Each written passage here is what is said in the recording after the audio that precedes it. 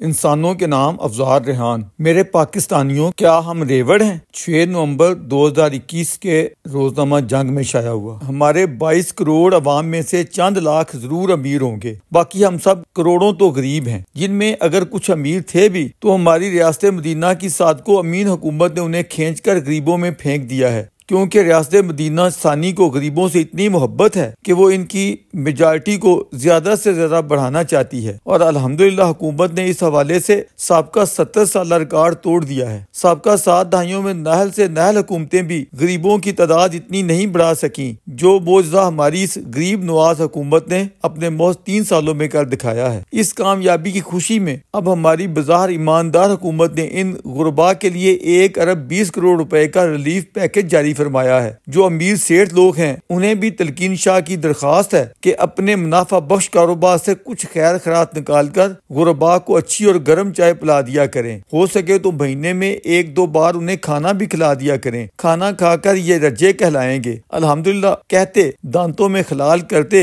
कम अज कम हुकूमत को ना तो बद दुआएं देंगे ना जुबानें तान दराज करेंगे। खुद इमरानी हुकूमत ने भी इस मकसद के तहत लंगर खानों का जाल बिछा रखा है। लोग कहते हैं कि एक चोर पूरे मुल्क में सड़कों का जाल बिछा रहा था। मेरे पाकिस्तानियों, क्या आपने सड़कों को चाटना है? सड़कों से कौमें तरक्की नहीं करती। कौमें तरक्की करती हैं ज्यादा से ज्यादा भीख मांगने से। जिसे शक है वो हमारे किसी भी सरकारी हॉस्पिटल में दाखिल होकर ये सब देख ले। मैं वेस्ट में रहा हूँ, मुझसे ज्यादा मेरे पाकिस्तानियों वेस्ट को कोई नहीं जानता। इन लोगों ने लंगर खानों के जरिए तरक्की की मंजिलें तय की हैं। वो तो अपने लंगर खानों को होटल्स का नाम देकर पैसे बटोरते हैं, जबकि हम तो खाने के साथ फ्री पानी भी मुहैया करते हैं। जिससे शक है वो चंद रोज इन लंगर खानों में क्याम पजीर होकर देख ले। गाड़ी नहीं, अमरीकी होटलों के मजे भी भूल जाएगा। मजीद तरक्की करनी है तो कट्टियां, बच्चियां और मुर्गियां पालें। ये है हमारी मनसूबा बंदी, ये है हमारा ग्रेट विजन। मैंने और मेरी काबल टीम ने माशाल्लाह 3 साल बहुत मेहनत की है। हम मौल बंदी गाला में घास नहीं काटते रहे।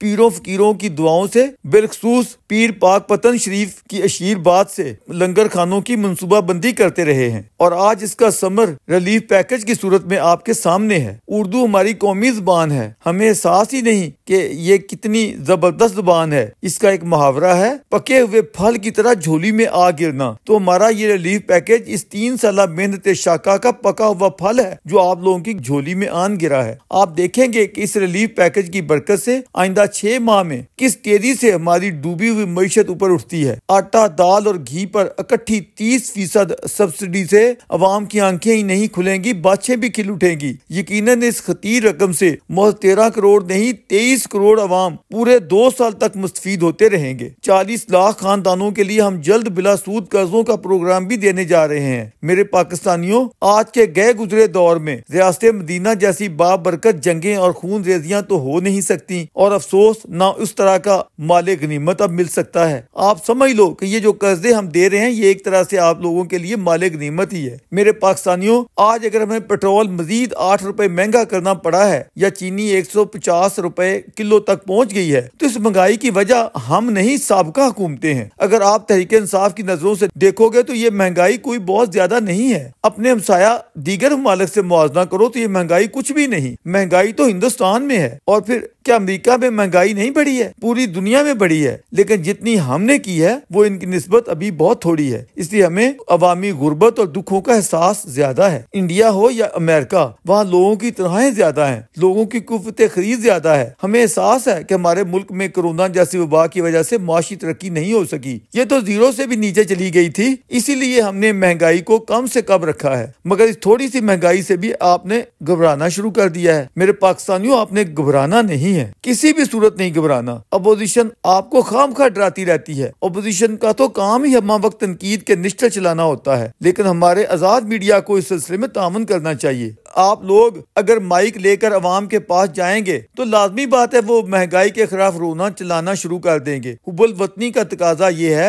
कि आप अवाम के पास जाएं ही नहीं। हुकूमतें वक्त के साथ तामन का हाथ बढ़ाते हुए खुद ही लिख दिया करें कि सब अच्छा है और महंगाई भी ज्यादा नहीं है। अगर हमारी जुम्मेदार सहाफत इस कौमी मफाद और जिम्मेदारी का एहसास करे तो पाकिस्तान में कहीं भी कोई भी बुराई या खामी नजर ही ना आए। यूं बिरूने मुल्क हमारा जो तमस्कुर उड़ाया जाता है, आपकी क़यादत को इसका सामना करना पड़ता पड़ता है ये सब कुछ ना हो, लोग पाकिस्तान को इज्जत की नजरों से देखेंगे। मेरे पाकिस्तानियों, ईमानदारी के साथ आगे बढ़ना और तरक्की करना जान जोखों का काम होता है। आप तो थोड़ी सी महंगाई से घबरा जाते हैं, जबकि मैं आपको बताता हूँ आगे सर्दियां आने वाली हैं। इन सर्दियों में हम अवामी डिमांड के मुताबिक गैस मुहैया करने से यकीनन कासर रह जाएंगे, लिहाजा मजबूरन हमें गैस की कीमतें भी तेल की तरह बढ़ाना पड़ेंगी। कोई बात नहीं, आप सिर्फ 2 साल मजीद तंगी के गुजार लें, इसके बाद मेरा वादा है कि यहाँ हमारी सुनामी की लहरें बहरे हो जाएंगी। आप देखें, हमने केपी में अरबों दरख्त लगाए हैं। अपोजिशन इतनी दहल है, इसमें गिनती करने की सलाहियत ही नहीं है। बस इल्जाम बाजी है कि दरख्त कम लगे हैं। भाई कम लगे हैं तो आप गिनती करके देख लो, सब पता चल जाएगा। इन लोगों ने अब एक नया इल्जाम लगाना शुरू कर दिया। कहते हैं कि इस ईमानदारी के दौर में नैब के अंदर अरबों की करप्शन हो गई है। नैब ने कहा था कि इसने 821 अरब 46 करोड़ और 90 लाख की रिकवरी की है, जबकि सरकारी खजाने में जमा सिर्फ 6.5 अरब करवाए गए हैं। बाकी रकम कहाँ गायब हो गई है? यकीनन ये इन चोरों ने ही लूटी होगी। ये जो 2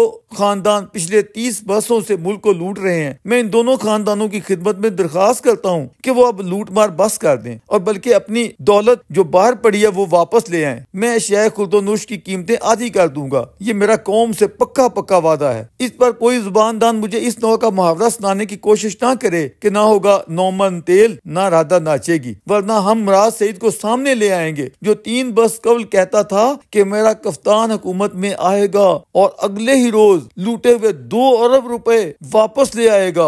1 अरब ब्रूनी कर्जों की अदायगी के लिए इनके मुंह पर दे मारेगा, 2 अरब अवाम में बांट देगा। लेकिन क्या करें, मगरबी अदालती निजाम भी बड़ा करप्ट है। मुझसे ज्यादा कोई मगरब को नहीं जानता। उनकी अदालतें इतनी गलत हैं, वो जिस नौ के पक्के सबूत मांगते हैं वो हम कहाँ से लाएं? अब हम तो सिर्फ इन 2 खानदानों से दरखास्त ही कर सकते हैं। इसलिए मैंने ये ऐलान कर रखा है कि मैं इन लोगों से कभी नहीं मिलूंगा। लोग कहते हैं कि मैं अपोजिशन लीडर से हाथ मिलाऊं, हालांकि ये हाथ मिलाना तो इनकी करप्शन को तस्लीम करने के मुतरातिफ होगा, क्योंकि मगरब में तो इस तरह नहीं होता है। हाँ, अलबत्ता मैं जिसको पंजाब का सबसे बड़ा डाकू कहता था, इससे अगर मैंने हाथ मिलाया है तो मीडिया इस हवाले से मेरे सामने कोई सवाल ना उठाए, क्योंकि मैंने कौमी मफाद में हाथ मिलाया है। और मैं बड़े चौधरी साहब को जुबान दे चुका था कि आइंदा से मुझे भी अपने छोटे भाई स्पीकर परवेज जैसा ही भाई समझें। वेस्ट में भी तो ऐसे ही होता है और वेस्ट को मैं बहुत अच्छी तरह जानता हूँ।